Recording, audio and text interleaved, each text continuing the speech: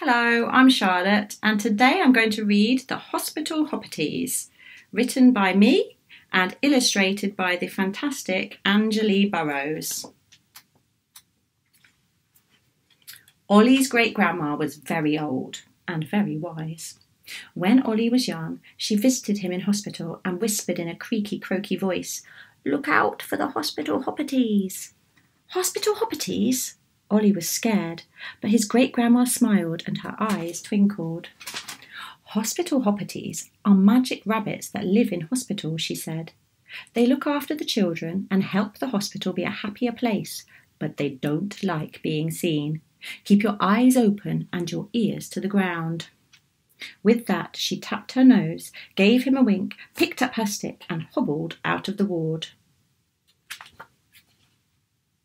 From then on, Ollie had tried to keep his ears to the ground, but he had still never met a hospital hoppity in all the times he had been in hospital, and he had been in hospital a lot. Today he was fed up. His operation was delayed, his mum was at the cafe, and he was bored. Just then he heard a cross voice. "Bother! Bother! Bothering bother!" The ward was empty. All the other children were having their operations or were in the play area. The voice seemed to be coming from inside his bedside cabinet. "Fiddling fiddlesticks, with a big fiddle on top," the voice said again, louder this time. Ollie leant over and slowly opened the drawer. Nestled amongst Ollie's pyjamas was a small, furry rabbit with big eyes, shimmering fur, long floppy ears and a worried face. "Oh no," she said. "You're not supposed to see me. I was just minding my own business, doing my job, but I got my back paw stuck. And I can't get it out. Oh no." Ollie carefully wiggled the back of the drawer and set the rabbit's foot free. "Ouch," the rabbit said, trying to thump her back paw, but only managing a little tap. "I need to thump my paw to make myself invisible, and I need to be invisible to get my work done." The rabbit sat very still, with her front paws resting on her furry head, her whiskers quivering. "Think, think, think," she muttered quietly. Eventually she jumped up and turned to Ollie. "Could you help me, please?" The rabbit batted her long eyelashes. "You could make me invisible." "Me? How?" Ollie said, puzzled. "Like this." The rabbit did a lopsided bounce onto Ollie's shoulder. "Now, thump your foot," she commanded.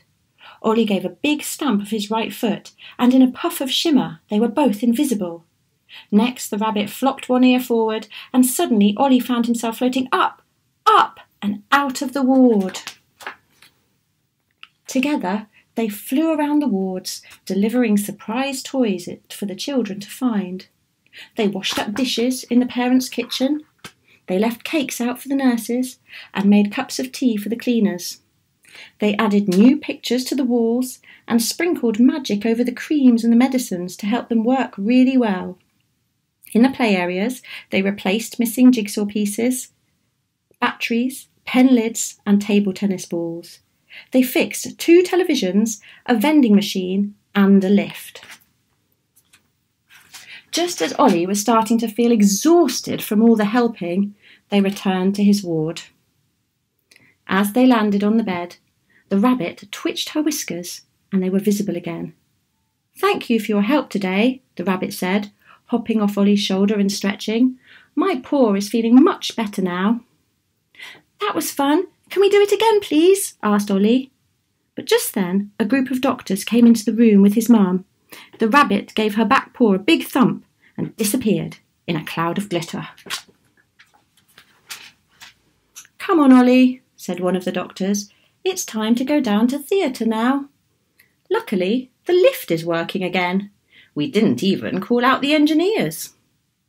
On the way to the operating theatre, Ollie looked at the work he and the rabbit had done and smiled as he went to sleep. There's the ward. The operation went well. As Ollie woke from the special sleep medicine, he thought he felt the tickle of some furry rabbit whiskers on his hand. But when he looked down, he couldn't see anything except a little trail of glitter. Ollie didn't see the rabbit again while he was recovering from his operation, but he looks for the hospital hoppities every time he goes into hospital. He doesn't keep his ears to the ground, but he does keep an eye out for glittery paw prints, a twitching nose, the sound of thumping feet, and the tickle of rabbit whiskers.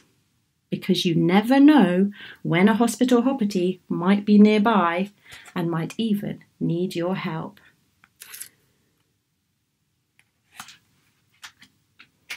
Thank you for listening. Bye-bye.